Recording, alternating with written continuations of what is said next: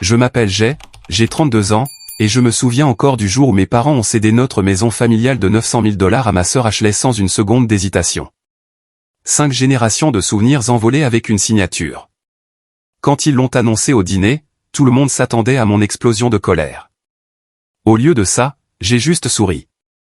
Ce qu'ils ne savaient pas, c'est que mon sourire n'était pas de l'acceptation. C'était le début d'un plan déjà en marche. Avant de vous raconter comment j'ai retourné cette trahison, dites-moi d'où vous regardez et abonnez-vous si vous voulez plus d'histoires vraies sur la justice familiale et l'affirmation de soi. De l'extérieur, ma famille a toujours semblé normale.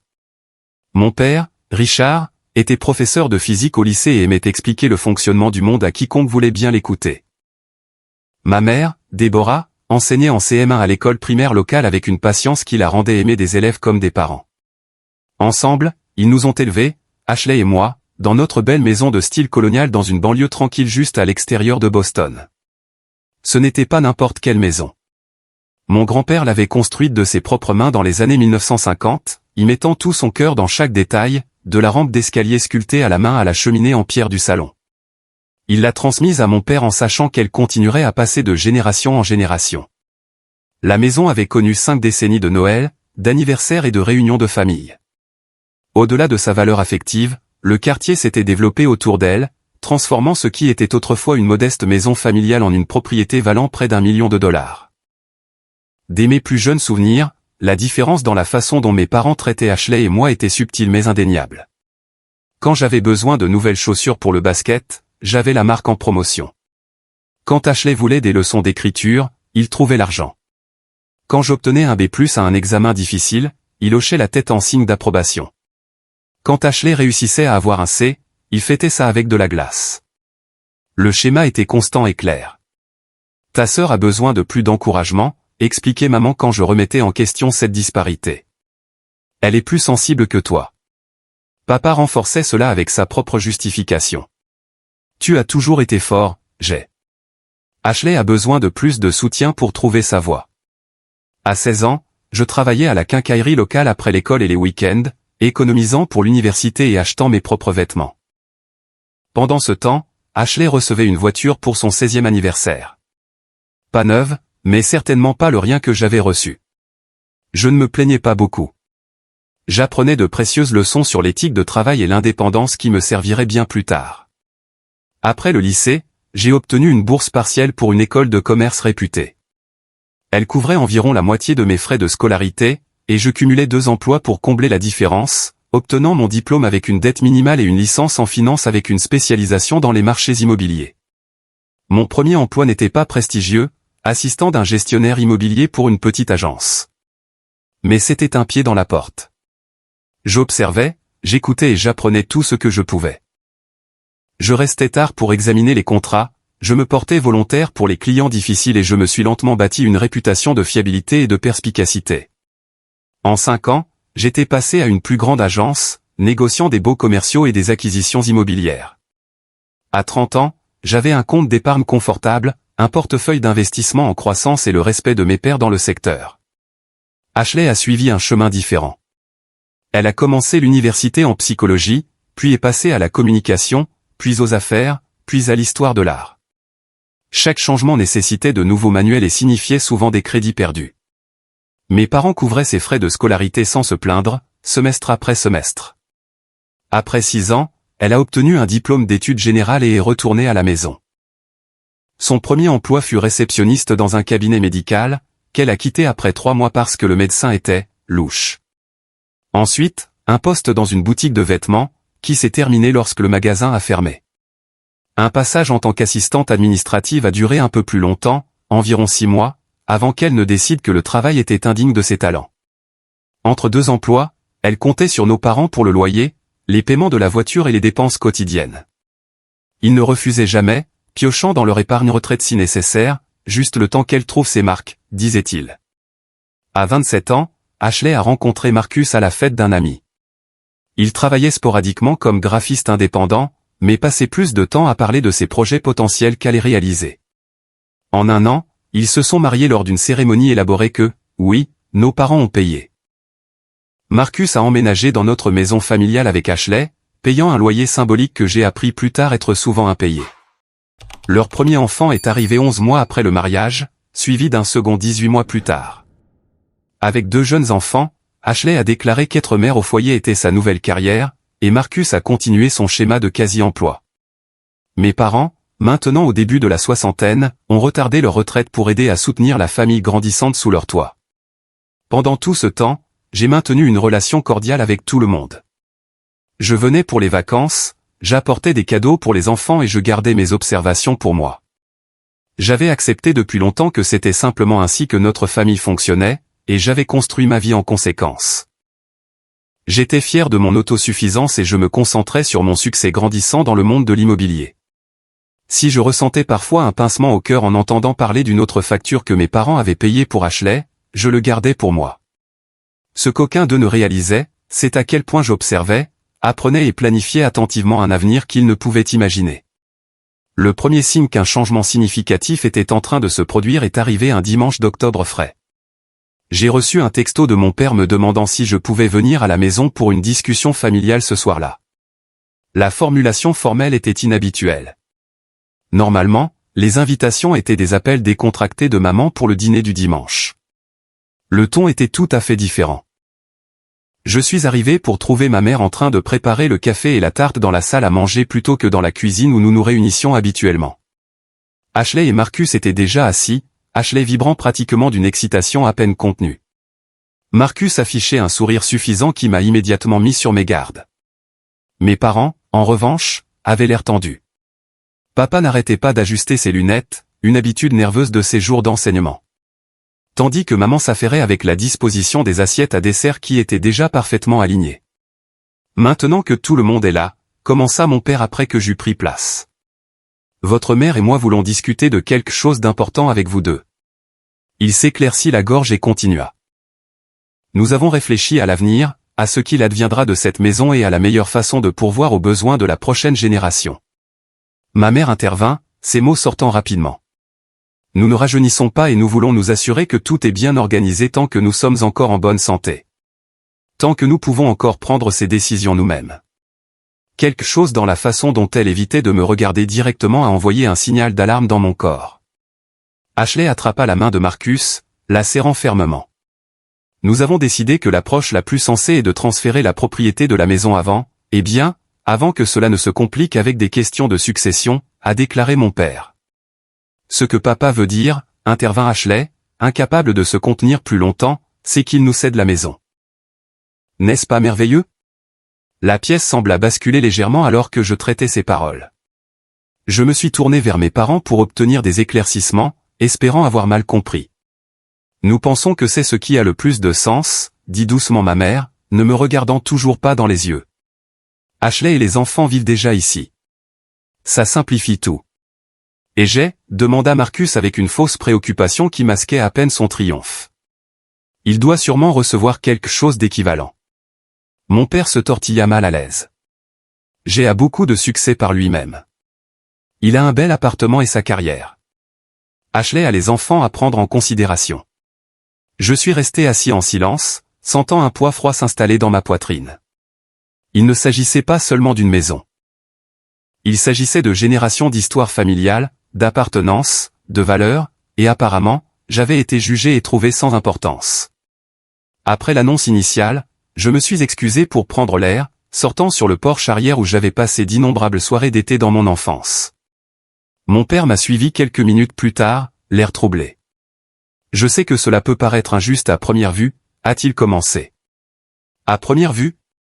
Je n'ai pas pu empêcher une pointe d'amertume dans ma voix. Il a soupiré lourdement. Ta mère et moi nous sommes toujours inquiétés pour Ashley. Elle n'a jamais eu ta détermination, ton indépendance. Les enfants ont besoin de stabilité, et elle et Marcus, eh bien, ils ont besoin d'une aide dont tu n'as pas besoin. Donc, je suis pénalisé pour être responsable, ai-je dit doucement. Pas pénalisé, a-t-il protesté. Nous allouons simplement les ressources là où elles sont le plus nécessaires. Tu nous as rendus si fiers de la façon dont tu t'es débrouillé. Tu n'as pas besoin de notre aide. Et l'histoire familiale de cette maison? Grand-père l'a construite pour nous tous, pour toute la lignée familiale. Il a détourné le regard. Ashley la gardera dans la famille. Ses enfants grandiront ici.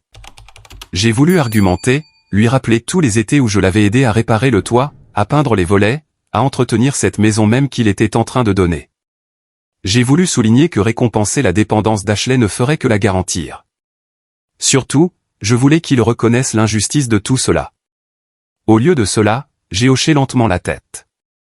Je comprends. Et je comprenais, plus clairement que jamais. Je comprenais qu'à leurs yeux, mon succès m'avait rendu dispensable. Je comprenais que peu importe ce que j'accomplissais, Ashley serait toujours la priorité. Je comprenais que l'équité et la reconnaissance n'étaient pas des valeurs que mes parents tenaient vraiment. Plus important encore, je comprenais qu'il était temps de prendre le contrôle du récit moi-même. Cette nuit-là, en rentrant à mon appartement, j'ai senti le choc initial laisser place à un mélange complexe d'émotions. La blessure était profonde, non seulement à cause de la perte de la maison, mais aussi à cause de la manière désinvolte avec laquelle ils avaient rejeté ma place dans l'avenir de la famille. Il y avait aussi de la colère, bouillonnant sous la surface, menaçant d'éclater en mots que je pourrais regretter. Mais alors que je conduisais, un autre sentiment a commencé à émerger. Ce n'était pas de l'acceptation, comme mes parents l'auraient peut-être espéré. C'était de la détermination. J'étais un professionnel du développement immobilier, après tout. Je comprenais la valeur des propriétés, les tendances du marché et les investissements stratégiques mieux que quiconque dans ma famille. S'ils allaient prendre des décisions commerciales, peut-être était-il temps que je fasse de même. Au moment où j'ai atteint mon appartement, les premières ébauches d'un plan prenaient forme dans mon esprit. Je ne combattrais pas leurs décisions directement. Je ne plaiderais ni ne discuterais pour ce qui aurait dû être légitimement partagé. Au lieu de cela, j'utiliserais les compétences que j'avais développées sans leur soutien pour créer une solution qu'ils n'avaient pas anticipée. Je me suis versé un verre de scotch et j'ai ouvert mon ordinateur portable. Il était temps de rechercher les plans de développement actuels pour le quartier autour de la maison de mon enfance. La lueur tranquille de mon ordinateur portable illuminait mon salon alors que je commençais à rechercher la valeur des propriétés autour du quartier de mes parents. Ce que j'ai découvert m'a surpris moi-même. Bien que le quartier ait toujours été respectable, de récents changements de zonage avaient ouvert la porte à un développement significatif. À 3 pâtés de maisons de là, des permis avaient été déposés pour un complexe de condominiums de luxe. Le conseil municipal avait approuvé des plans pour améliorer le parc voisin.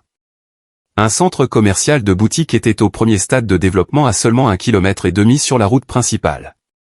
Ces changements n'avaient pas encore affecté la valeur des propriétés.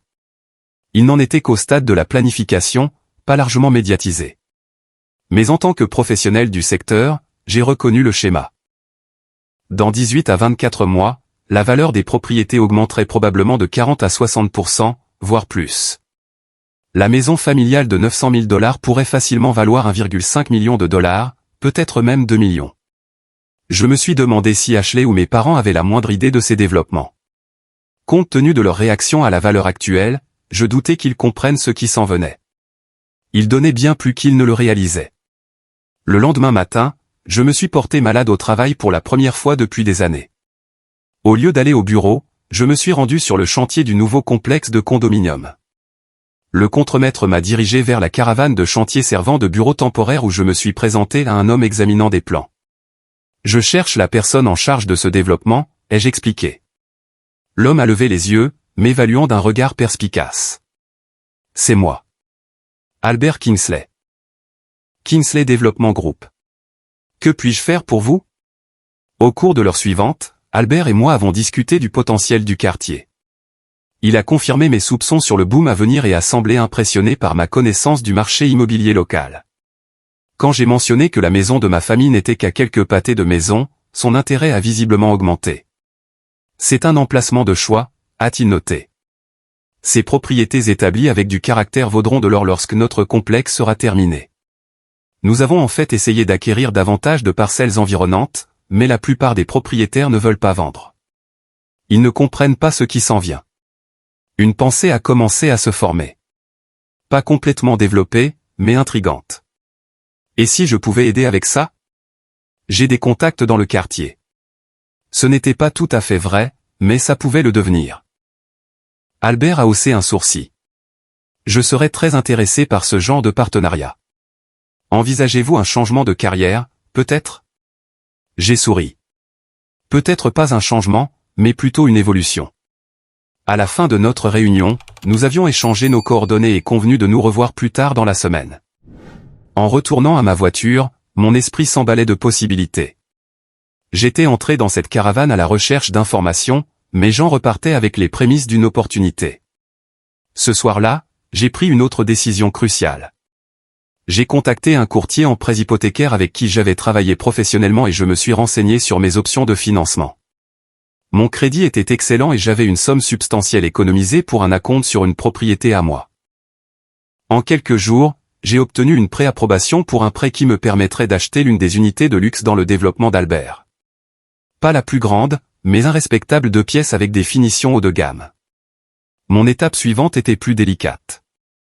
En utilisant des contacts de l'industrie et des outils de recherche non accessibles au grand public, j'ai commencé à identifier les propriétaires dans les pâtés de maisons entourant la maison de ma famille. Beaucoup étaient des résidents de longue date comme mes parents, des gens qui y vivaient depuis des décennies. D'autres étaient des arrivées plus récentes qui avaient reconnu le potentiel du quartier avant la plupart des gens. J'ai créé une carte détaillée notant la propriété, la valeur approximative des biens et tous les détails pertinents que je pouvais recueillir. Avec ces informations en main, j'ai enregistré une nouvelle LLC, Legacy Investment Group. Le nom était intentionnel, une petite reconnaissance privée de ce qui m'avait été enlevé. Par le biais de cette entité, j'ai commencé à faire des demandes discrètes pour l'achat de propriétés dans le quartier. Mon approche était prudente et méthodique. Je ne me suis pas précipité ni n'ai fait de démarches évidentes qui pourraient attirer l'attention. Pour certaines propriétés, j'ai simplement exprimé mon intérêt et ouvert des canaux de communication pour de futures discussions. Pour d'autres, où les propriétaires envisageaient déjà de vendre, j'ai fait des offres justes, légèrement supérieures à la valeur du marché, assez pour être attrayantes, mais pas si élevées qu'elles semblaient suspectes. En un mois, j'avais obtenu des accords d'achat sur 2 propriétés adjacentes et j'avais des discussions prometteuses avec 3 autres propriétaires. Aucune de ces transactions ne serait finalisée avant des mois, mais les bases étaient posées. Simultanément, j'ai procédé à l'achat de mon unité de condominium dans le développement d'Albert. En tant que l'un des premiers acheteurs, j'ai pu choisir un emplacement de choix avec une excellente vue. Plus important encore, mon engagement précoce m'a donné un avantage dans ma relation grandissante avec Albert et sa société de développement. Lors de nos réunions de suivi, j'ai partagé ma vision d'une approche plus globale du développement du quartier. Pas seulement le complexe de condominium, mais une communauté cohérente avec un accès contrôlé, des équipements partagés et une sécurité intégrée. Albert était intrigué, en particulier lorsque j'ai expliqué comment cette approche pourrait augmenter considérablement la valeur des propriétés et attirer une population plus aisée. Vous parlez essentiellement de créer une communauté fermée au sein d'un quartier établi, a-t-il observé lors d'une de nos discussions. C'est ambitieux. Certains résidents pourraient résister. Certains le pourraient, ai-je convenu, mais d'autres reconnaîtront la valeur que cela ajoute à leur propriété, et une fois le processus commencé, ceux qui résistent se retrouveront de plus en plus isolés. Albert m'a étudié avec un respect nouveau. Vous savez, la première fois que vous êtes entré dans mon bureau, je pensais que vous n'étiez qu'un autre résident local inquiet du bruit de la construction. Je vous ai sous-estimé. J'ai souri. La plupart des gens le font. Alors que mon plan prenait forme, j'ai pris soin de maintenir ma routine normale. J'ai continué à exceller dans mon travail de jour, j'ai participé au dîner de famille quand j'étais invité, et je n'ai jamais mentionné mes nouvelles activités d'investissement à personne. Quand mes parents ou Ashley abordaient le transfert de la maison, je répondais avec une acceptation calme, offrant même parfois des conseils sur l'entretien de la propriété ou les implications fiscales. S'ils remarquaient quelque chose de différent chez moi, ils l'attribuaient à mon acceptation de leurs décisions. En réalité, chaque conversation était une occasion de recueillir plus d'informations sur leurs plans et leur calendrier, que je pouvais ensuite intégrer dans ma propre stratégie. À la fin du 3e mois, Legacy Investment Group avait obtenu des engagements sur 5 propriétés stratégiques entourant la maison de ma famille, et j'avais finalisé l'achat de mon unité de condominium. J'avais également engagé un personnel réduit mais efficace pour Legacy, un gestionnaire immobilier expérimenté dans les développements haut de gamme, un consultant en sécurité ayant déjà travaillé avec des communautés fermées, et un spécialiste du marketing axé sur l'immobilier de luxe. Aucun d'entre eux ne connaissait mon lien personnel avec le quartier que nous ciblions. Pour eux, j'étais simplement un investisseur qui avait identifié une opportunité émergente dans une zone en transition. Et à bien des égards, c'est exactement ce que j'étais devenu. Le jour du transfert officiel de la propriété est arrivé 6 mois après l'annonce initiale. Mes parents avaient choisi un prestigieux cabinet d'avocats du centre-ville, voulant s'assurer que tout soit traité correctement. Je suis arrivé en avance, vêtu d'un costume sur mesure qui projetait une confiance professionnelle plutôt que le trouble émotionnel que je ressentais encore sous la surface. La salle d'attente de Peterson, Blackwell & Associates respirait l'élégance de la vieille bourgeoisie de Boston avec ses fauteuils en cuir, ses boiseries en acajou et son éclairage discret. J'ai échangé des politesses avec la réceptionniste et j'ai pris place, consultant mes emails sur mon téléphone en attendant les autres. Legacy Investment Group venait de finaliser sa 6e acquisition immobilière, et la planification de l'infrastructure de sécurité se déroulait comme prévu. Tout s'alignait parfaitement.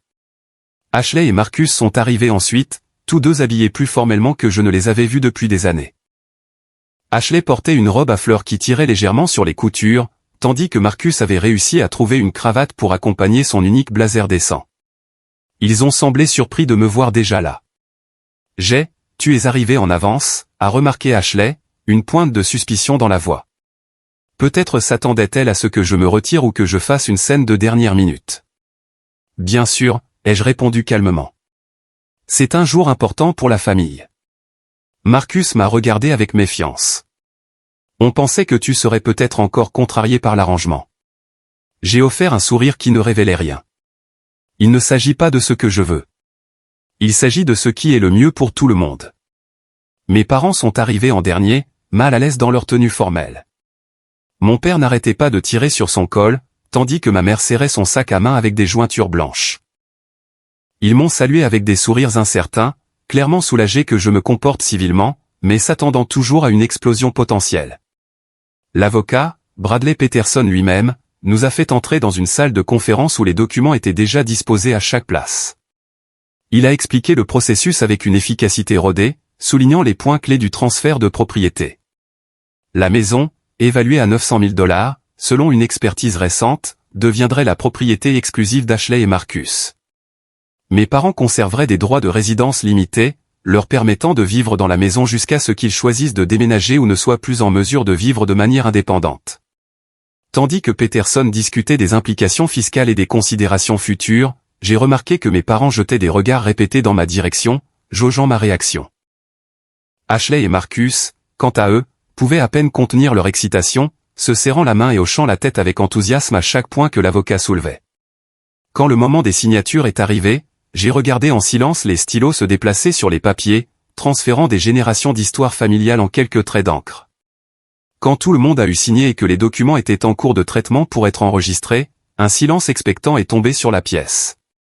Tous les yeux se sont tournés vers moi, attendant la réaction qu'ils croyaient toujours imminente. Au lieu de cela, j'ai sorti de ma mallette une bouteille de champagne Dom Pérignon.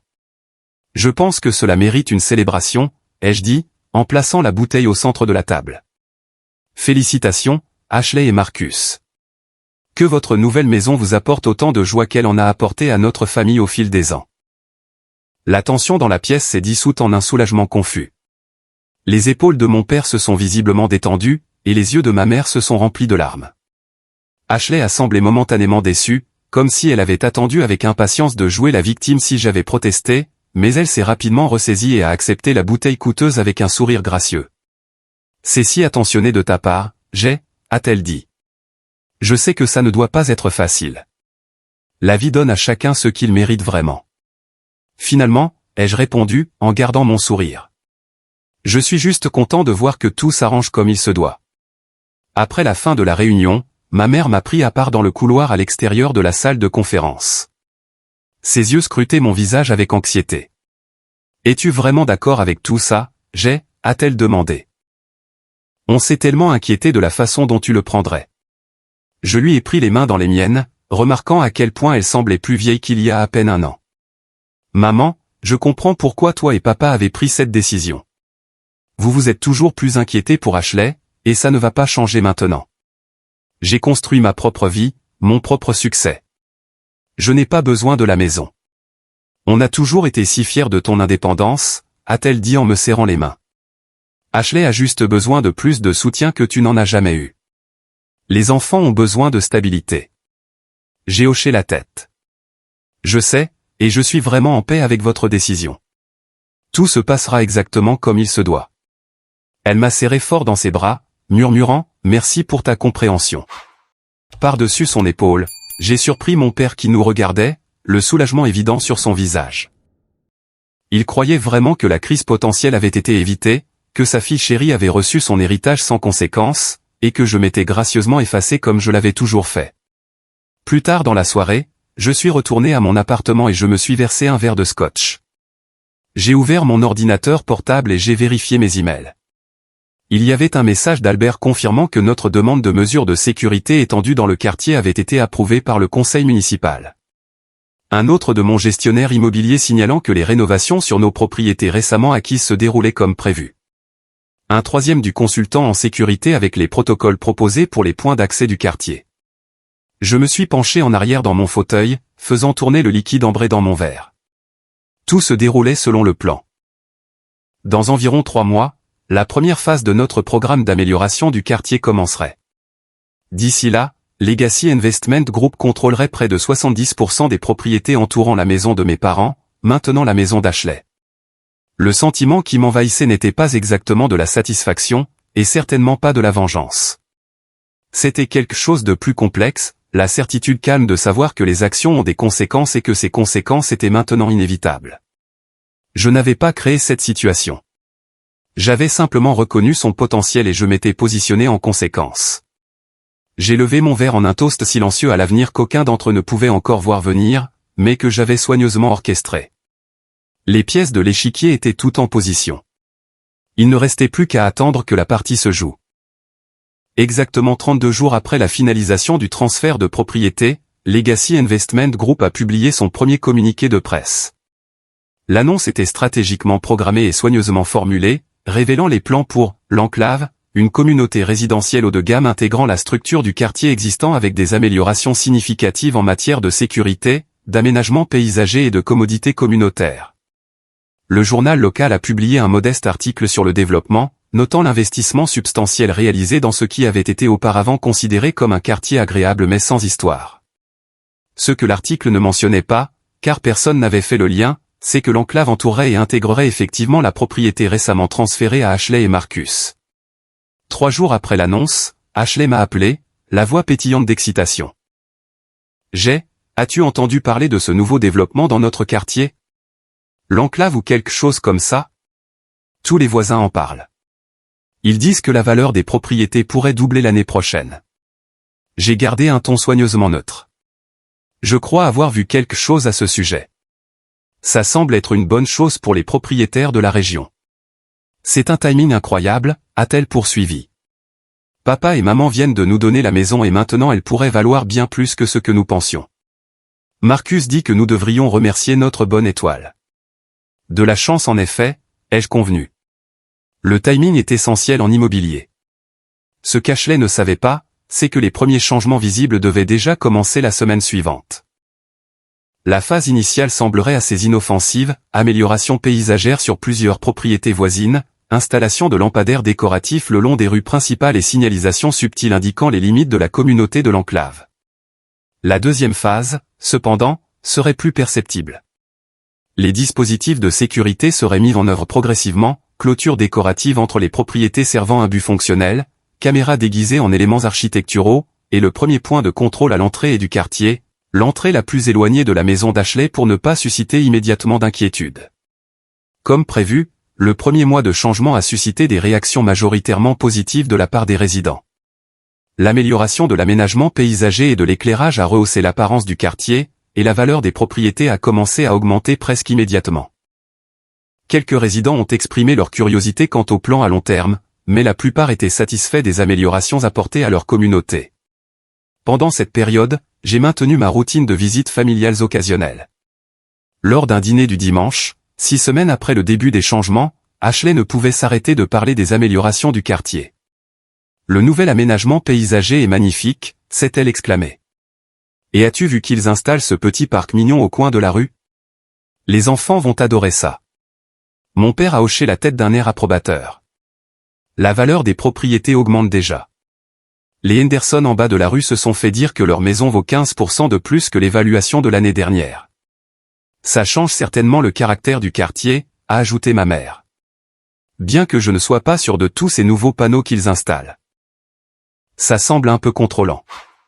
J'ai gardé mes commentaires minimaux et neutres, les laissant discuter de leurs observations sans révéler mon implication. Il était intéressant de noter que ma mère avait perçu le subtil glissement vers une réglementation accrue des espaces communautaires, un signe avant-coureur des changements à venir. La deuxième phase a commencé la 7e semaine avec l'installation du premier point de contrôle de sécurité. Les résidents ont reçu des avis d'apparence officiels expliquant le nouveau protocole d'accès amélioré et fournissant des instructions pour enregistrer leurs véhicules et obtenir des laissez-passer pour les invités. L'avis mettait l'accent sur les avantages en matière de sécurité et le potentiel d'augmentation de la valeur des propriétés, présentant les changements comme exclusivement positifs. Les premières vagues d'inquiétude sont apparues peu de temps après. Au dîner de famille suivant, Marcus a abordé le sujet du point de contrôle. C'est un peu excessif, tu ne trouves pas? On a dû enregistrer nos voitures et leur donner nos horaires de travail et maintenant les invités doivent être préapprouvés. On a l'impression de vivre dans une sorte de camp retranché. Je trouve ça génial, a rétorqué Ashley. L'agent immobilier d'en bas de la rue dit que ces dispositifs de sécurité pourraient ajouter encore 10% à la valeur de notre maison. En plus, je me sens plus en sécurité avec les enfants. Mon père semblait partagé.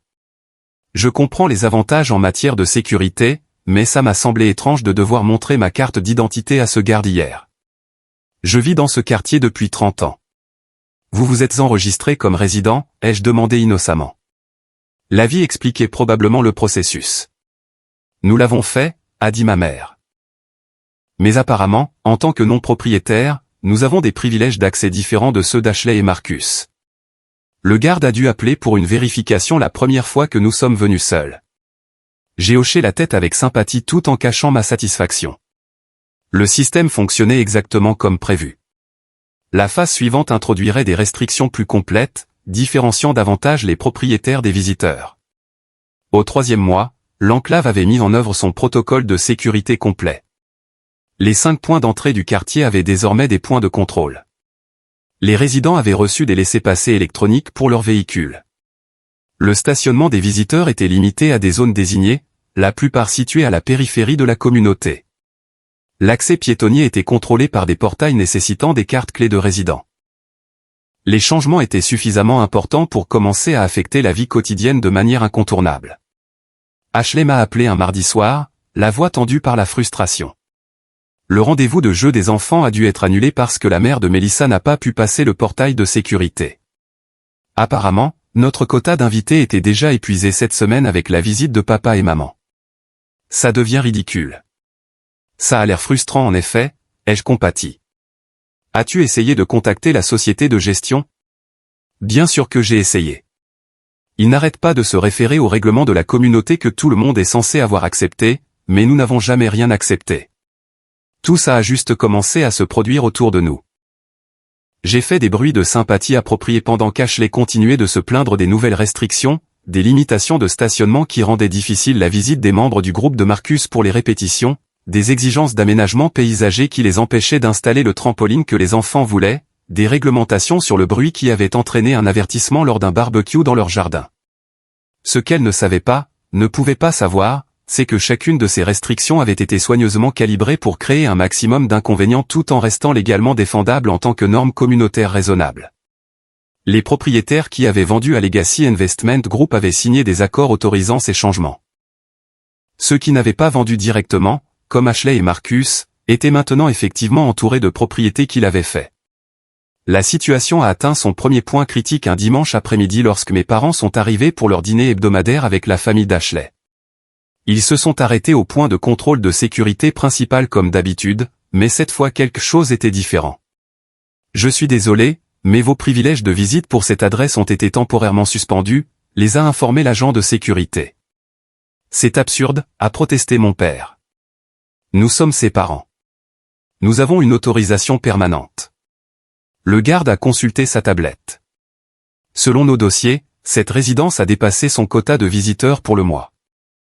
Vous aurez besoin que les propriétaires déposent une demande d'exception auprès du bureau de gestion, qui peut être traitée dans les 3 jours ouvrables. Nous venons ici tous les dimanches depuis des années, s'est exclamé ma mère. Nous avons vécu dans cette maison jusqu'à il y a quelques mois. Je comprends votre frustration, madame, mais je dois suivre les protocoles établis. Peut-être pourriez-vous appeler les résidents et leur demander de venir autoriser votre entrée en personne. Mes parents ont appelé Ashley, qui est arrivée au portail, énervée et furieuse. Après un échange houleux avec le garde qui n'a abouti à rien, elle a été forcée de retrouver ses parents dans un café à l'extérieur du quartier. Moins d'une heure plus tard, mon téléphone a sonné. Le nom d'Ashley s'est affiché sur l'écran. J'ai pris une profonde inspiration et j'ai répondu avec une préoccupation décontractée dans la voix. « Salut, H. Tout va bien ?» Sa voix était tendue de panique et de fureur. « Non, tout ne va pas bien. Maman et papa ont été empêchés de visiter leur propre maison. Un agent de sécurité les a traités comme des criminels. Toute cette histoire d'enclave est hors de contrôle. Tu travailles dans l'immobilier.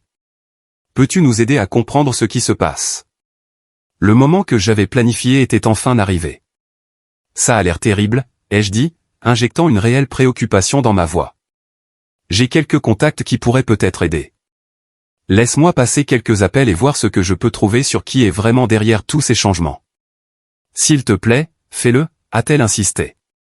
Ça commence à faire peur. C'est comme si quelqu'un essayait de prendre le contrôle de tout le quartier.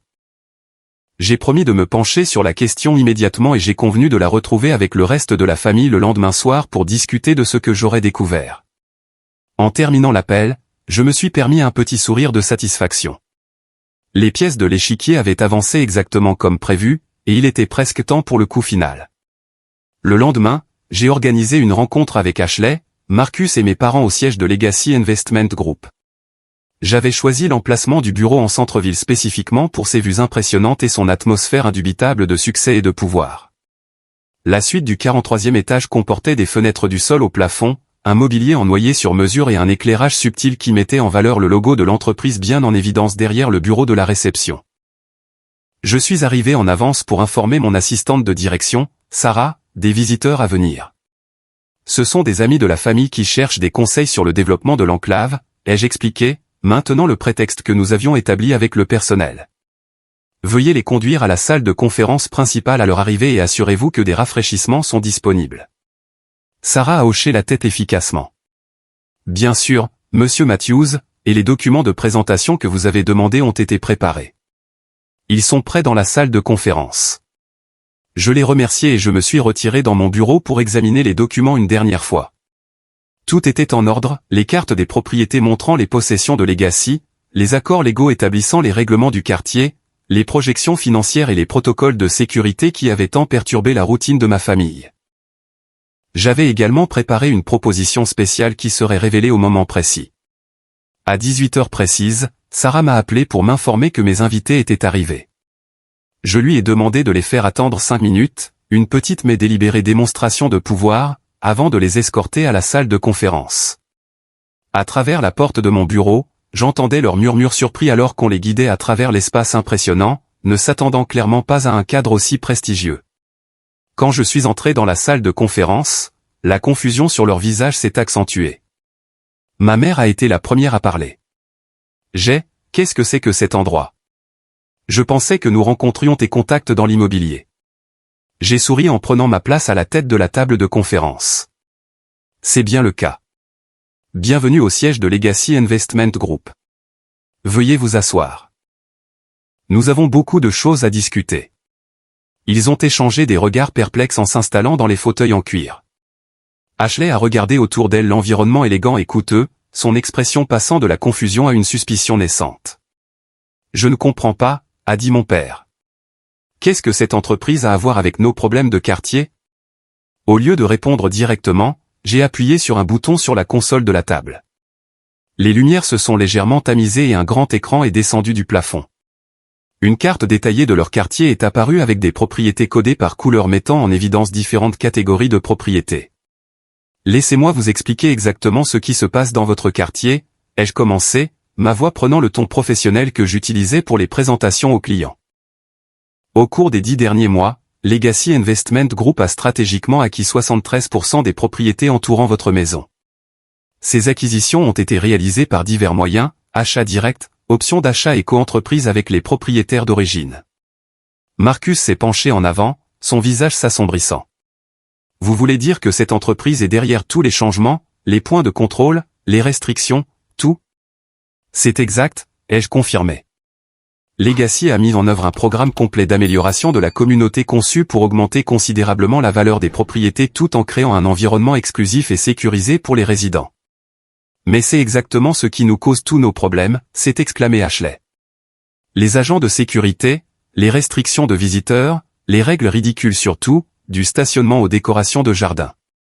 J'ai hoché la tête. Ces éléments font tous partie de la proposition de valeur pour les résidents de Legacy. L'exclusivité et la sécurité commandent des prix élevés sur le marché actuel. Ma mère me regardait attentivement, les premières traces de compréhension traversant son visage. Comment sais-tu tout ça? Pourquoi nous rencontrons-nous dans les bureaux de cette entreprise? Le moment était venu. Je me suis redressé sur ma chaise et je les ai regardés chacun dans les yeux avant de répondre. Parce que j'ai fondé Legacy Investment Group. Je suis le président et l'actionnaire majoritaire. Chaque acquisition de propriété, chaque protocole de sécurité, chaque restriction qui a été mise en œuvre a été approuvée par moi. Le silence qui a suivi était absolu. La bouche d'Ashley s'est ouverte et fermée sans produire de son. Marcus semblait figé sur place.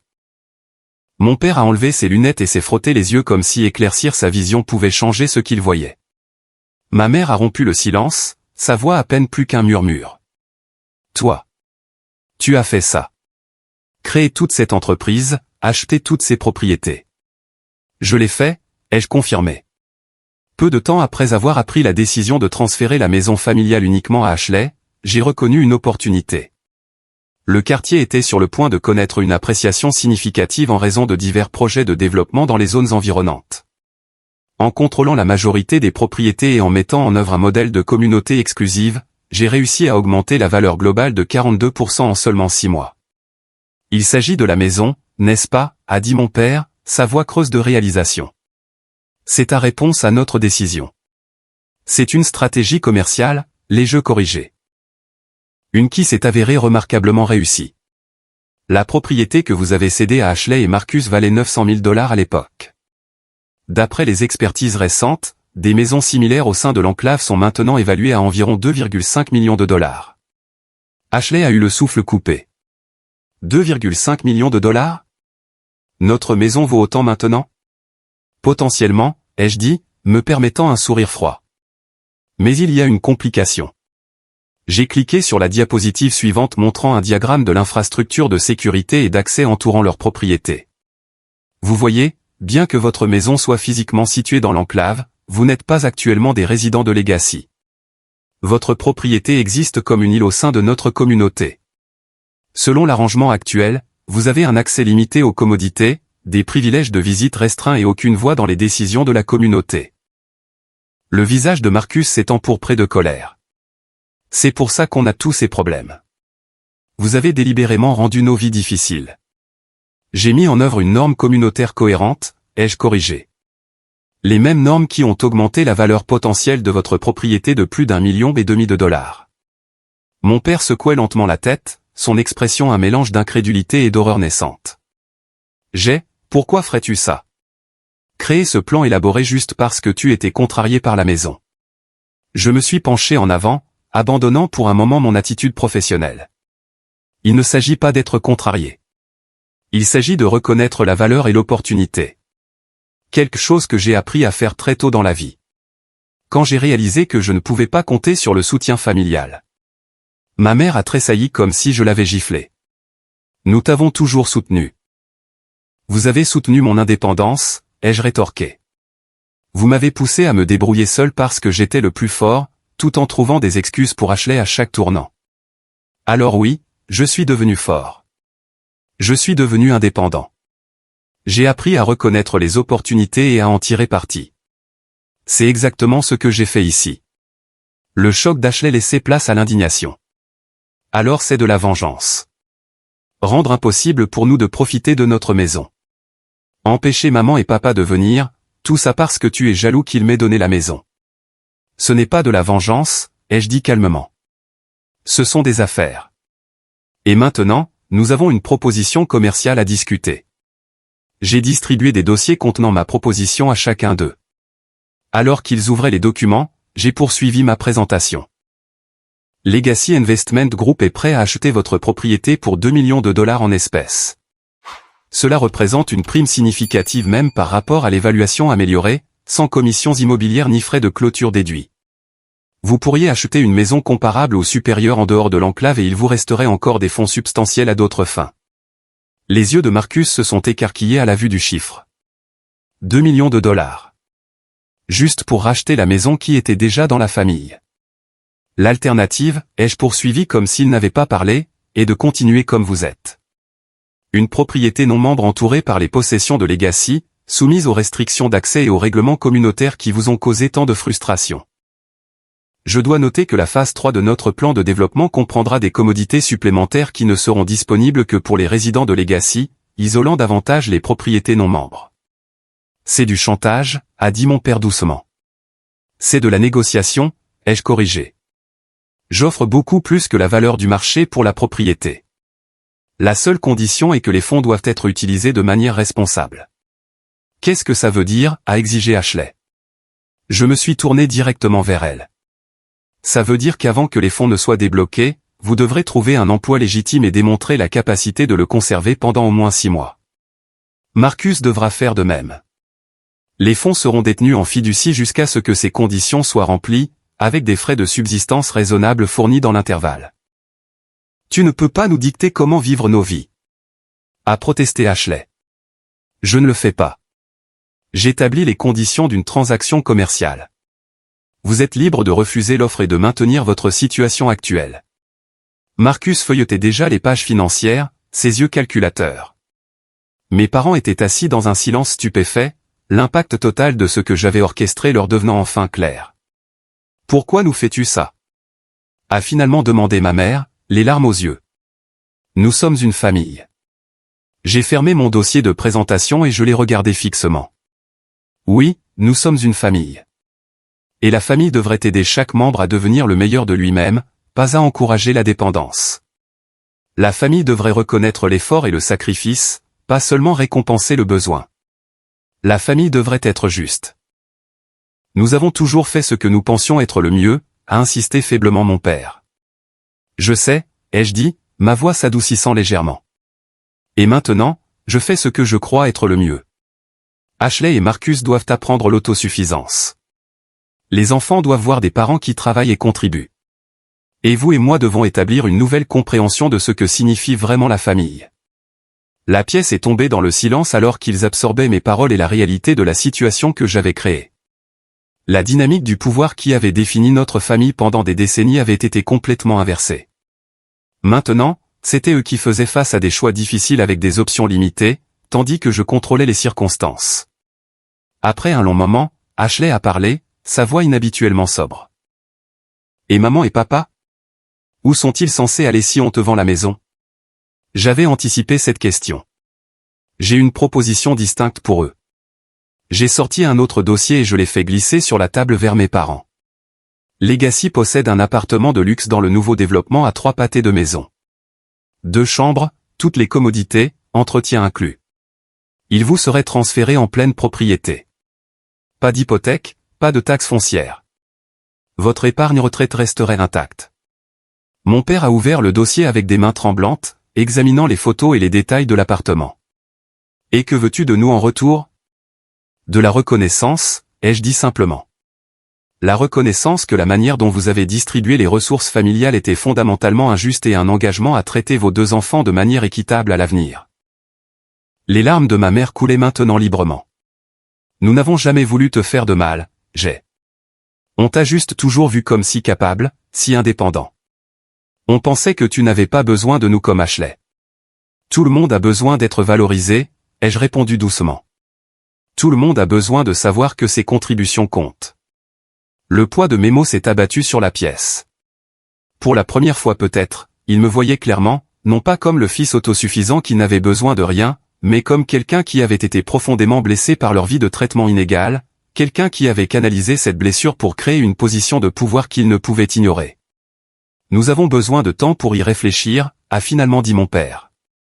J'ai hoché la tête et je me suis levé, signalant la fin de la réunion. Bien sûr. prenez une semaine pour examiner les propositions. Mes coordonnées sont dans les dossiers. Quoi que vous décidiez, les choses vont changer. La seule question est de savoir comment et à quelles conditions. » Alors qu'ils rassemblaient leurs affaires pour partir, encore abasourdi par les révélations, je suis resté debout à la tête de la table. Ashley s'est arrêté à la porte, se retournant pour me regarder avec une expression complexe que je ne pouvais pas tout à fait déchiffrer. « Avais-tu planifié tout ça dès le moment où ils nous ont parlé de la maison ?» a-t-elle demandé. J'ai réfléchi attentivement à sa question avant de répondre. Non. Je l'ai planifié à partir du moment où j'ai réalisé que peu importe ce que j'accomplissais, ce ne serait jamais assez pour mériter une considération égale à leurs yeux. La maison n'était que la confirmation finale.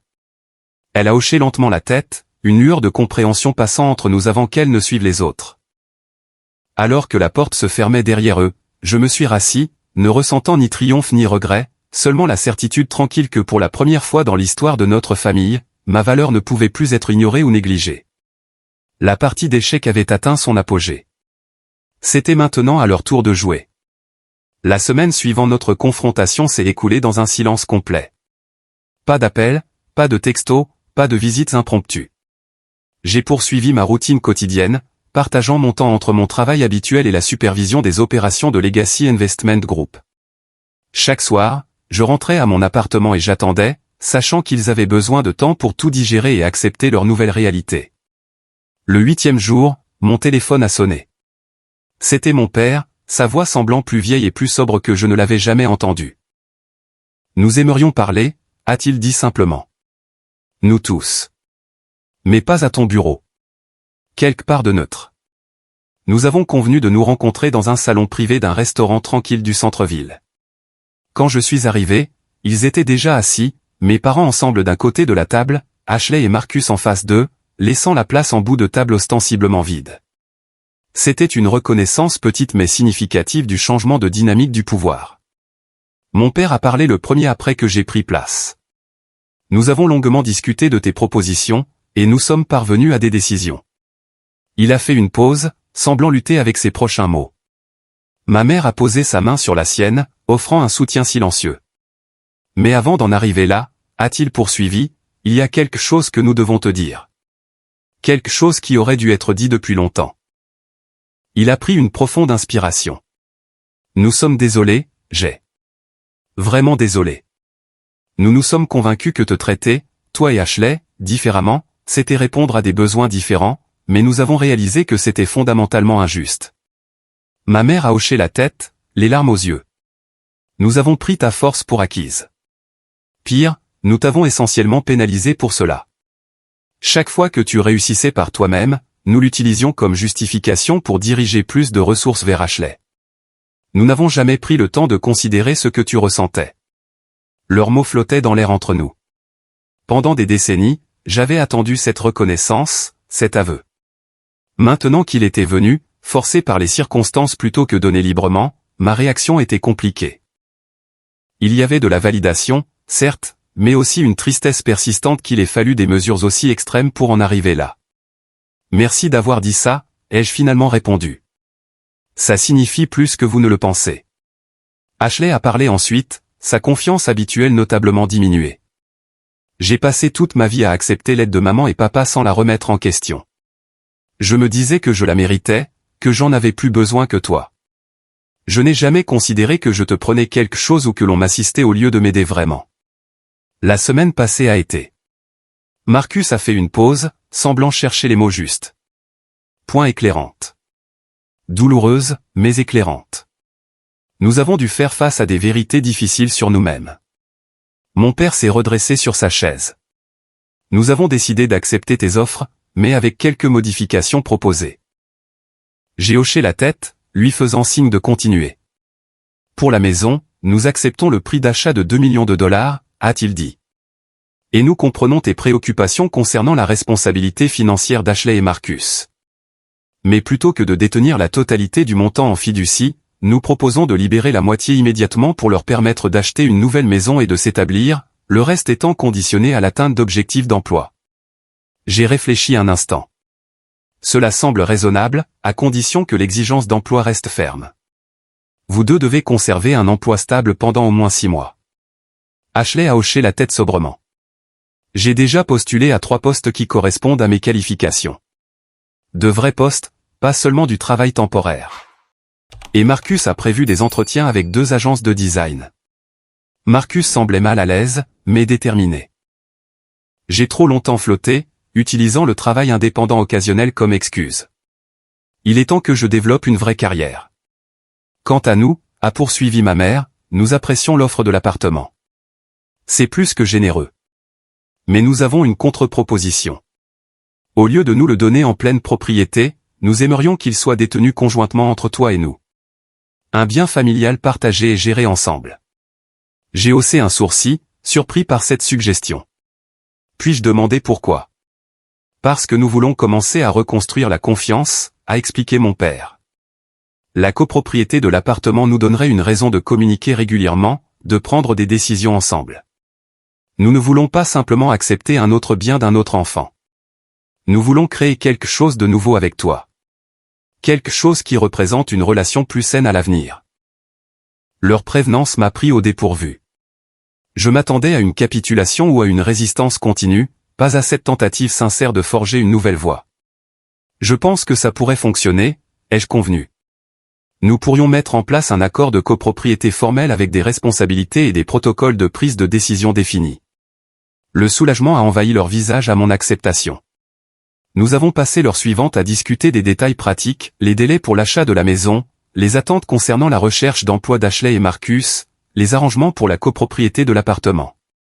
Tout au long de la conversation, il y avait un nouveau ton de considération respectueuse qui avait été absent de notre dynamique familiale depuis aussi longtemps que je pouvais me souvenir. Alors que nous nous préparions à partir, Ashley a demandé si elle pouvait me parler en privé. Nous sommes sortis ensemble pendant que les autres réglaient l'addition. Je voulais te demander quelque chose, a-t-elle dit, enroulant son manteau étroitement autour d'elle dans le froid du soir. Pourquoi as-tu souri ce jour-là quand ils nous ont annoncé qu'ils me donnaient la maison? Tu devais souffrir, mais tu as juste souri. J'ai réfléchi attentivement à sa question.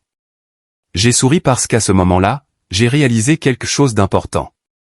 J'ai réalisé que toutes ces années, j'avais cherché la validation de personnes qui n'étaient pas équipées pour la donner.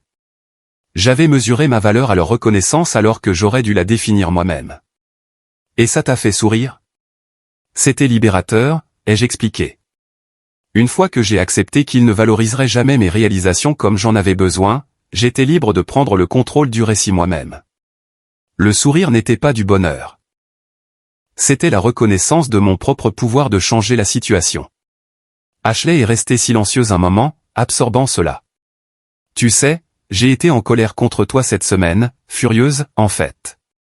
Mais je commence à comprendre que ce que tu as fait n'était pas vraiment pour nous punir. C'était pour être enfin vu. C'était une question d'équité, ai-je corrigé doucement.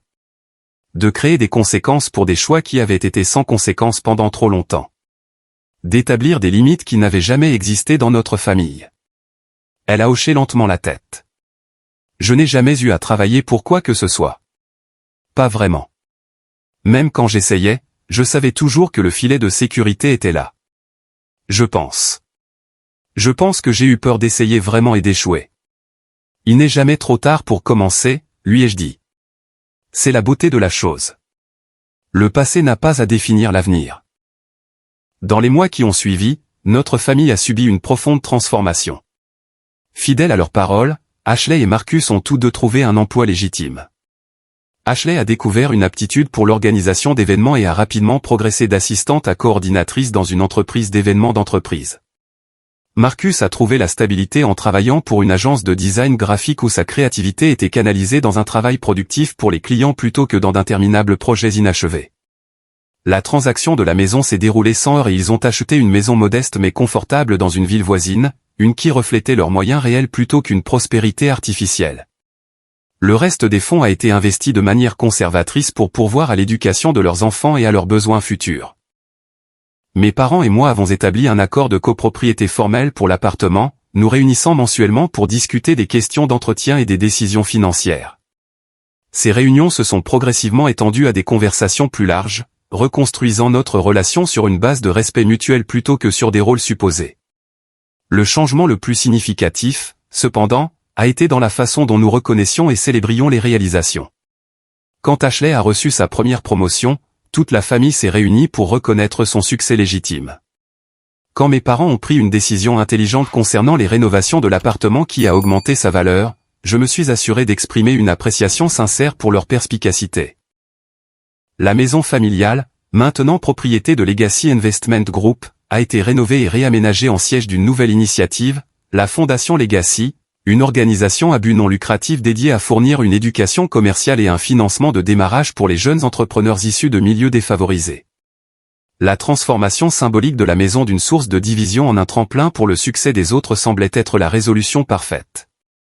Un an après notre confrontation dans les bureaux de Legacy, nous nous sommes réunis pour un dîner de famille dans l'appartement de mes parents.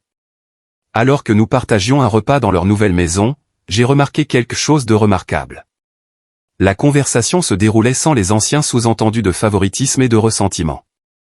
Ashley parlait avec confiance de ses défis professionnels sans chercher la sympathie ou le sauvetage. Mes parents posaient des questions réfléchies sur nos deux carrières avec un intérêt égal. Marcus discutait de ses projets créatifs avec une discipline et un but nouveau. Plus tard, alors que j'aidais ma mère à débarrasser les assiettes, elle s'est arrêtée et m'a touché doucement le bras. « Je n'aurais jamais pensé dire ça », a-t-elle admis doucement. Mais ce que tu as fait, aussi choquant que cela ait été à l'époque, a peut-être été la meilleure chose qui pouvait arriver à cette famille. Tu nous as tous forcés à affronter des schémas auxquels nous étions aveugles depuis des décennies. J'ai souri, un vrai sourire cette fois. Parfois, les leçons les plus difficiles sont les plus précieuses. Le truc, a-t-elle poursuivi, c'est qu'on a toujours pensé qu'on protégeait Ashley en lui donnant plus de soutien, mais en fait, on l'empêchait de développer sa propre force. Et on a tellement pris ta force pour acquise qu'on n'a jamais considéré à quel point ça devait être solitaire d'être toujours celui qui n'avait besoin de rien. Tout le monde a besoin de quelque chose, maman. Parfois, c'est juste de la reconnaissance. Elle a hoché la tête, la compréhension dans les yeux. Je vois ça maintenant. Ce soir-là, en rentrant chez moi, dans mon propre appartement, j'ai réfléchi au parcours des 2 dernières années. Ce qui avait commencé comme une réponse à la douleur et à l'injustice avait évolué en quelque chose de bien plus significatif qu'une simple vengeance ou un rééquilibrage. C'était devenu un catalyseur de croissance et de guérison, non seulement pour moi, mais pour toute notre famille. J'avais appris que la véritable indépendance ne consiste pas à ne pas avoir besoin des autres. C'est choisir la connexion à partir d'une position de force personnelle plutôt que de dépendance. J'avais découvert que parfois, ceux que nous aimons le plus ont besoin de subir les conséquences pour grandir. Et peut-être plus important encore, j'avais découvert que le pardon devient possible non pas lorsque le passé est effacé, mais lorsqu'il mène à un avenir meilleur. Quand mes parents ont cédé cette maison à ma sœur, ne me laissant rien, j'ai souri parce que quelque chose en moi savait que ce n'était pas la fin de l'histoire. C'était simplement le début d'un nouveau chapitre, un que j'écrirais moi-même. Que feriez-vous face à une injustice familiale? Partiriez-vous? L'affronteriez-vous directement, ou trouveriez-vous une solution créative comme je l'ai fait? Partagez vos réflexions dans les commentaires ci-dessous.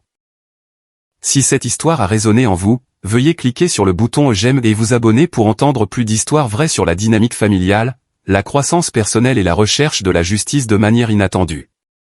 Rappelez-vous, parfois la réponse la plus puissante à l'injustice n'est pas la colère ou l'acceptation. C'est une action stratégique qui crée un changement positif pour toutes les personnes impliquées. Merci d'avoir écouté mon parcours et je vous souhaite sagesse et force pour naviguer dans vos propres défis familiaux.